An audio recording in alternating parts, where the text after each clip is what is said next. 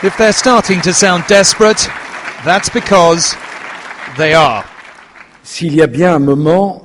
If there is a time where it is needed to speak openly, it is today. Never has Europe been in more danger, never have so many countries shown their willingness to join the EU, and never has the risk of an explosion of Europe been that great.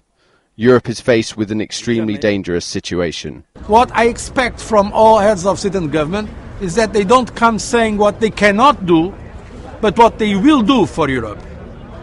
All the world is watching us.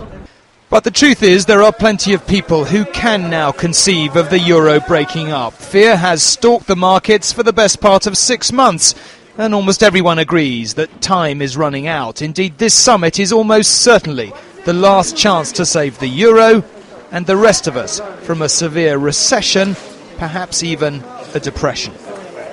Denn natürlich müssen wir sie überwinden. I am convinced that we can overcome it, and we will do so, because we are all together. All 27 member states have a duty for the euro and to make sure that it remains a strong currency. But the trouble is, everyone does have their own national interests, most notably, of course, the UK. David Cameron was preparing for the summit this morning with the entreaties, one might even say threats, of his own backbenchers ringing in his ears. But he knows that however much his colleagues might dislike the euro, its collapse right now could prove very costly. Well, these are important talks, and we need obviously to get that stability in the Eurozone that's good for European countries, good for Britain as well, but also we need to protect Britain's interests. Those are my aims, and that's what we'll be discussing.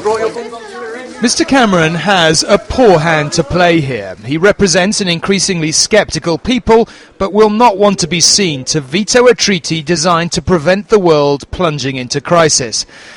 Most of these summits, quite frankly, lack drama, but not this one.